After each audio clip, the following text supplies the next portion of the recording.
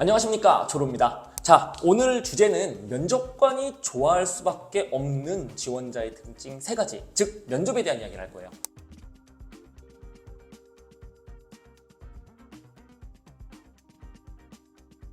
이 3가지 제가 빠르게 훑어볼 건데, 첫 번째, 말귀를 찰떡같이 알아듣는 사람 얘기를 할 건데, 이렇게 말을 했지만 실제로는 여러분 그 질문의 의도 파악과 목적 잡기에 관련된 이야기예요. 무슨 얘기냐?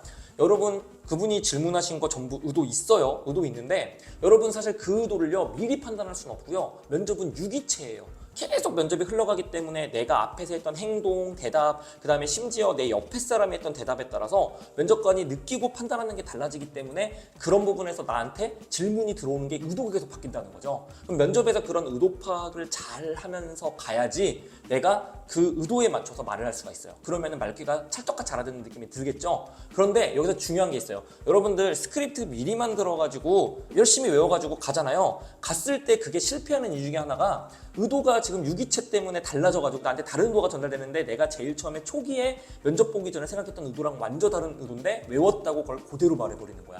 그러면은 보통 망합니다. 그러면 이걸 어떻게 해야 되냐? 여러분이 첫 번째 스크립트 만들 때부터 주의를 하셔야 되는 게, 나라는 사람한테 이런 질문이 나온다면 왜 나올까라고 생각을 하면서 스크립트를 만드셔야지 의도 파악이 제대로 되고요. 그 다음에 의도를 파악했으면 그거에 맞춰가지고 내가 어떤 목적을 가지고 이야기해야지라고 생각을 하면서 말하셔야지 제대로 된 답변이 나옵니다. 이 부분은 제가 나중에 다시 면접 컨텐츠에서 제대로 설명을 한번 할게요. 어려운 건데 꼭 지켜주시면 좋겠고, 두 번째는 뭐냐? 대화가 잘 통하는 사람. 대화 잘 통하면 좋죠. 여러분 친구 사이도 그 계속해서 똑같은 말만 반복하면서 재미없는 친구들 멀리하게 되잖아요. 그죠? 그 사람이랑 나랑 앉아있는데 뭔가 그 적막감이 흐르고 뭔가 말하기가 좀 그래. 그런 부분.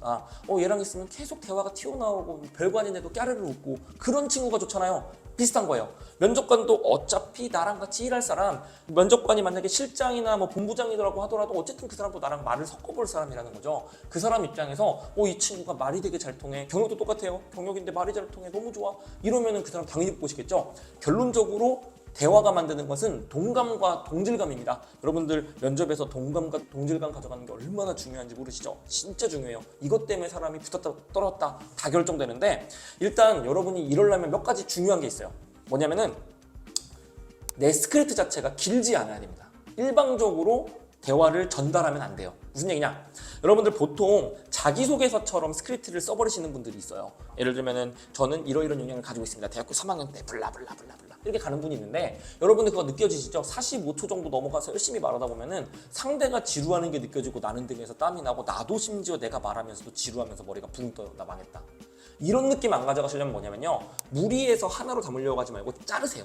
잘라가지고 대화 형태로 만들어서 상대가 그 후킹을 줘서 궁금하게끔 만든 다음에 내가 한 번 더 얘기를 하면서 가는 방식으로 가서 상대가 입을 열게 만들 시간을 줘야 됩니다. 그래서 스크립트를 짧게 만드는 게 중요하고, 기억하세요. 35초 뭐냐? 사람이 집중력을 가져갈 수 있는 거. 상대가 내가 말을 시작한 다음에 35초 후에 딴짓합니다. 핸드폰 보고. 그래서 저의 그 유튜브도 잘 안 보고 막 이러시는 건데, 35초 길지 않은 시간이에요. 근데 이 시간 지키시면서 25초, 15초 단위로 스크립트를 자르는 연습을 해보시면은 굉장히 면접이 잘 되기 시작합니다. 면접관이 좋아하고요. 자기도 입을 열고 싶으니까. 알겠죠? 이거 기억하시고요. 세 번째 같은 경우에는 이건 좀 재밌는 건데, 까도 나오는 뭔가 경험도 있고 그런 여러 가지 경험과 여러 가지 가치관이 보이는 양파 같은 사람. 일단은 면접관이요, 대화를 지속하고 싶고 그 사람을 뽑고 싶다는 느낌이 들 거면 자꾸 의외성을 줘야 돼요.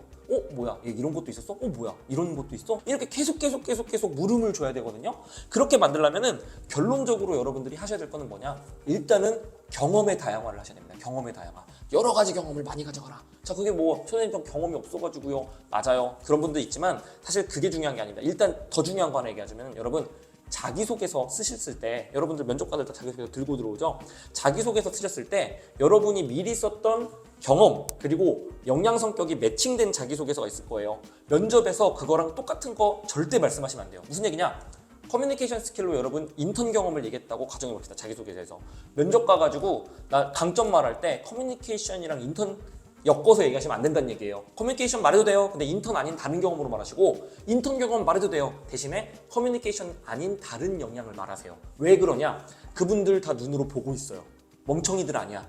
귀로 똑같이 들리던데 훨씬 더 글보다 말이 별로란 말이에요. 그럼 얼마나 지루하겠어. 그죠? 까도 양파 같은 사람이 되려면 일단 지루함을 없애야 되는데 일단 이거부터 지루하면 시작이니까 이거를 절대 말하면 안 되고 그 다음에 뭐냐? 여러분들 진짜 면접은 자기소개서랑 달라요. 그래가지고 자기소개서에서 활용하기 힘들었던 자잘자잘한 경험들을 잘만 배치하더라도 면접에서 충분히 말할 수 있습니다. 그렇기 때문에 여러분 경험 크기 자체에 집착하지 마시고 다양한 가치관 그다음에 작은 경험들을 치밀하게 배치하면서 그 나를 다양하게 보이는데 굉장히 노력을 많이 해보세요.